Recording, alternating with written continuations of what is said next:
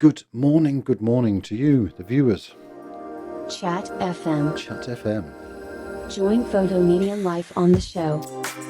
Yes, you're joining me during my live recording on the show. And for those that haven't come across Chat FM, it's a chance for guests to come on air, talk about what they do, promote what they do, argue about what they do. And one of the organisation types that I want to have on this show are charities. It's a chance for some free advertising for them. So I started doing research about what hurdles charities are up against, and I came across a gentleman called Dan Pallotta. Now, Dan Pallotta is an American entrepreneur. He's done raised a lot of money for cancer research. He's also an author and he's a humanitarian activist. He's done a lot of public speaking as well. Now, he's written a book called Uncharitable, and in this book he lists 5 typical things that stop non-profit organisations doing what they want to do. Now, these are, number 1, compensation. Making money and an incentive to work there. This has 2 problems. A normal business, profit-making business, has different managerial levels, and obviously the higher you go, the more money you earn. So the incentive for those underneath is to work hard, produce the goods, and get promoted to get paid more. In a charity, they can't do that because people question about how much they're earning. Why are they earning so much? Well, they're working bloody hard. They deserve to earn that much money. They deserve to have an income. The other problem with compensation and having no money incentive in a charity is it won't encourage skilled workers coming from school, coming from university, to come and work with charities because they know there's no money there. There's no way of actually sustaining their livelihood. Right. The second thing he came up with is advertising and marketing. And the example he gave was a game system can advertise a violent children's game and spend millions on the marketing and the advertising, and the public don't really batter an eyelid. They just, oh, it's nice, yeah, that's cool. Now imagine if a charity said, right, we're going to spend 500,000 on an advertising campaign to raise awareness for dying children in Africa. The donators would go, you're spending how much on advertising? But that money was supposed to go to the kids.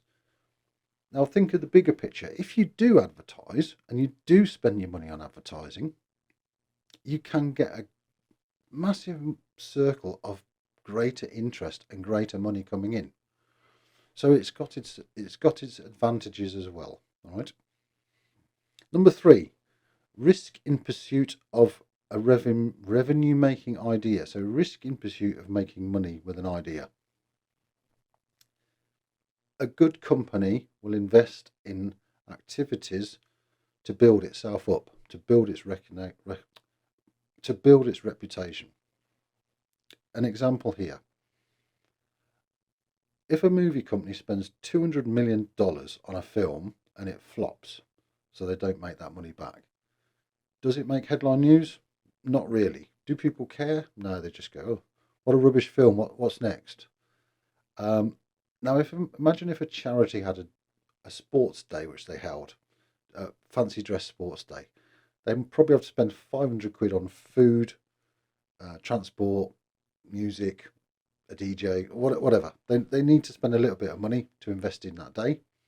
Imagine if it rained that whole day and the whole thing was rained off. Nobody turned up. They didn't make that 500 quid back. That would go in your local newspapers. Oh, charity wastes of 500 quid donations on a wet weather sports day.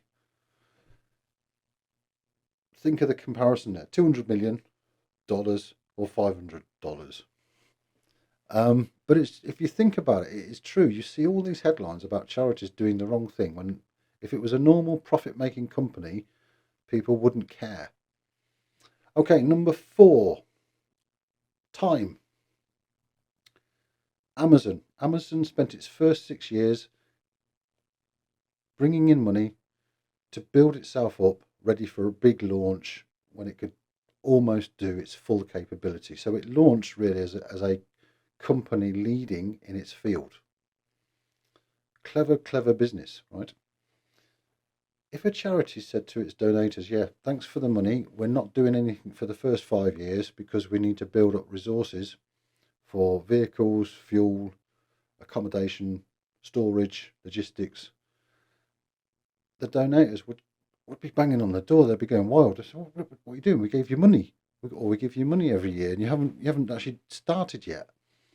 Now, his point in his book is, what is wrong with that? Again, it is good business to build up yourself so you've got a greater capability, a greater output at the end.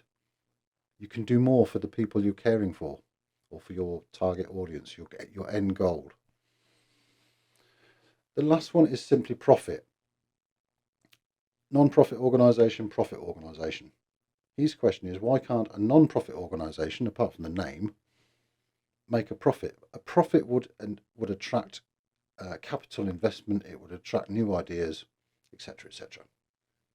Okay, heavy stuff for a Thursday morning, I know. But to summarise, what I want to say to you, if you do already give to charities, good on you, well done.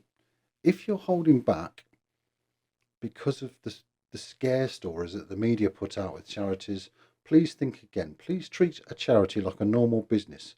You wouldn't go into a bookshop to buy a book, and before you buy the book, you wouldn't say to the manager, what are you going to do with the money I give you? What are you spending it on? So why do you think you have the right to do that with a charity? Treat a charity like a normal business. If you think the product, as in the people they're raising money for, is a worthwhile cause, then do it. It is. Okay. The final thing, promise. The only persons you should question is the people at the end who are receiving that care, who are receiving the end product from the charity. I guarantee you 99.9% of those people will be pleased as punch with the help they're getting, the assistance they're getting, and that is the whole purpose of a charity. All right? They're the people to ask the questions. Don't question the management, don't question the staff, don't ask the papers. Go and speak to the end goal. Speak to the people that have received the care, and that is my last point. All right? Emotional stuff, heavy stuff for a Thursday morning. Thank you for listening. On a lighter note, enjoy the show. We will have some laughs as well as some serious chats. But like I say, yeah, too much for Thursday morning. I need a coffee. All right, take care. Bye.